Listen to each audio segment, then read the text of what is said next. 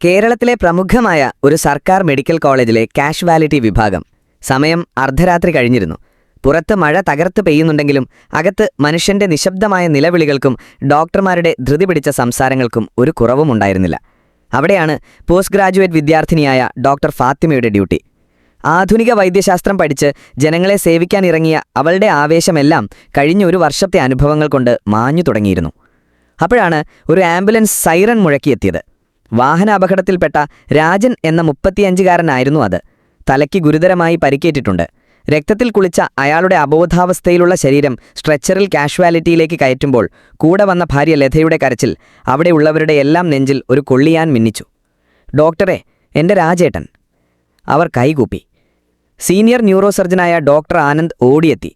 പ്രാഥമിക പരിശോധനയ്ക്ക് ശേഷം അദ്ദേഹം ഫാത്തിമയോട് പറഞ്ഞു, "ഫാത്തിമ, ഇമ്മീഡിയറ്റായി ഒരു CT സ്കാൻ വേണം. തലയ്ക്കുള്ളിൽ രക്തസ്രാവമുണ്ട്. എവിടെയാണെന്ന് കൃത്യമായി അറിയാതെ ഒന്നും ചെയ്യാൻ പറ്റില്ല."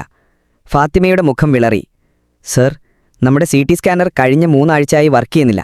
കംപ്ലൈൻറ്റ് കൊടുത്തിട്ടുണ്ട്. ആളുകൾ വന്നിട്ടില്ല." ഡോക്ടർ ആനന്ദിന്റെ മുഖം ദേഷ്യം കൊണ്ട് ചുവന്നു. "വാട്ട്? ഇപ്പോഴും ശരിയായില്ലെന്നോ? എങ്കിൽ പിന്നെ ഇവിടെ എന്തിനാണ് ഒരു ട്രോമാ കെയർ യൂണിറ്റ്? ഒരു എമർജൻസി കേസ് വന്നാൽ നോക്കി നിൽക്കാനോ?" അദ്ദേഹത്തിന്റെ ശബ്ദം ഉയർന്നു. രാജന്റെ ജീവൻ ഓരോ നിമിഷവും അപകടത്തിലാവുകയായിരുന്നു. "പ്രൈവറ്റ് ഹോസ്പിറ്റലിലേക്ക് റെഫർ ചെയ്യുന്നതിനെക്കുറിച്ച് സംസാരിക്കൂ." അദ്ദേഹം നിസ്സഹായതയോടെ പറഞ്ഞു.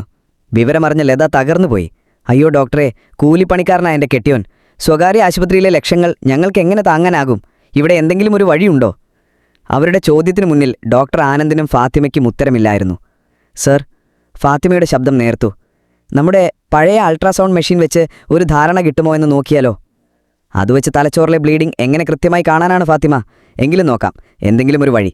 ഡോക്ടർ ആനന്ദ് സമ്മതിച്ചു. അവർ രാജനെ അൾട്രാസൗണ്ട് റൂമിലേക്ക് മാറ്റി. പഴയ ആ യന്ത്രം പ്രവർത്തിപ്പിക്കാൻ അവർ പാടുപെട്ടു. അതിൽ തെളിഞ്ഞു വന്ന മങ്ങിയ ചിത്രങ്ങളിൽ നിന്ന് ഡോക്ടർ ആനന്ദ് തൻ്റെ വർഷങ്ങളുടെ അനുഭവ സമ്പത്ത് വെച്ച് എന്തൊക്കെയോ വായിച്ചെടുത്തു. "റിസ്ക്കാണ്, പക്ഷേ സമയം കളയാനില്ല. നമുക്ക് ഓപ്പറേഷൻ തിയേറ്ററിലേക്ക് ഷിഫ്റ്റ് ചെയ്യാം. ഒരു എക്സ്പ്ലോറേറ്ററി സർജറി ചെയ്യാം. തുറന്നു നോക്കി ബ്ലീഡിംഗ് നിർത്തുക. വേറെ വഴിയില്ല." അതൊരു വലിയ വെല്ലുവിളിയായിരുന്നു. ആധുനിക ഉപകരണങ്ങളുടെ സഹായമില്ലാതെ ഡോക്ടറുടെ അനുഭവ പരിചയം മാത്രം ആശ്രയിച്ചുള്ള ഒരു യുദ്ധം. ഓപ്പറേഷൻ തിയേറ്ററിൽ മണിക്കൂറുകൾ നീണ്ട പരിശ്രമത്തിനൊടുവിൽ ഡോക്ടർ ആനന്ദ് ആ ദൗത്യം പൂർത്തിയാക്കി. തലച്ചോറിലെ പൊട്ടിയ ഞരമ്പ് കണ്ടെത്തി രക്തസ്രാവം നിർത്തി. പുലർച്ചെ ഓപ്പറേഷൻ തിയേറ്ററിന് പുറത്തിറങ്ങുമ്പോൾ പ്രതീക്ഷയോടെ കാത്തുനിന്ന ലതയോട് അദ്ദേഹം പറഞ്ഞു, "ഓപ്പറേഷൻ വിജയകരമായിരുന്നു. അപകടനില തരണം ചെയ്തിട്ടുണ്ട്. ബാക്കിയെല്ലാം ദൈവത്തിൻ്റെ കയ്യിൽ." ആശ്വാസം കൊണ്ട് ലത നിലത്തിരുന്നുപോയി. ചായ കുടിക്കാനായി ക്യാൻറ്റീനിലേക്ക് നടക്കുമ്പോൾ തളർന്ന സ്വരത്തിൽ ഡോക്ടർ ആനന്ദ് ഫാത്തിമയോട് പറഞ്ഞു, "ഇന്ന് നമ്മൾ ഭാഗ്യം കൊണ്ട് ജയിച്ചു. എൻ്റെ എക്സ്പീരിയൻസ് കൊണ്ട് ഒരു ജീവൻ രക്ഷിക്കാനായി. പക്ഷേ എല്ലാ ദിവസവും ഇങ്ങനെ ഭാഗ്യം തുണയ്ക്കില്ല. ഒരു നല്ല CT സ്കാനർ ഉണ്ടായിരുന്നെങ്കിൽ ഈ രോഗിക്ക് ഇത്രയും വലിയ റിസ്ക് എടുക്കേണ്ടി വരില്ലായിരുന്നു. ഓപ്പറേഷൻ കുറച്ചുകൂടി എളുപ്പമായനെ."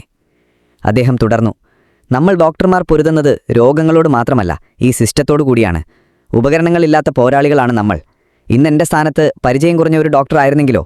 നാളെ പഠിച്ചിറങ്ങുന്ന നിങ്ങളെപ്പോലുള്ളവർക്ക് ഈ സൗകര്യങ്ങൾ വെച്ച് എങ്ങനെയാണ് ആത്മവിശ്വാസത്തോടെ രോഗികളെ ചികിത്സിക്കാൻ കഴിയുക?" ഫാത്തിമയെ ഒന്നും മിണ്ടിയില്ല.